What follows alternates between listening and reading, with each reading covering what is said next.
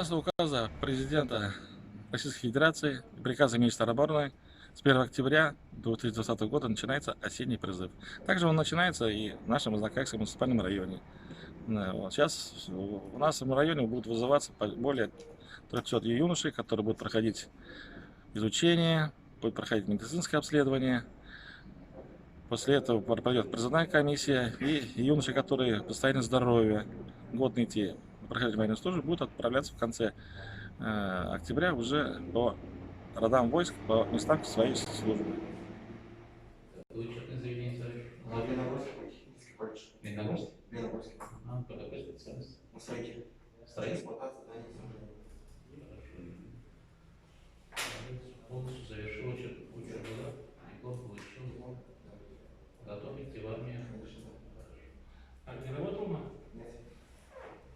Призывник Давлетшин Равзель Валентинович по состоянию здоровья годен к военной службе с незначительными ограничениями.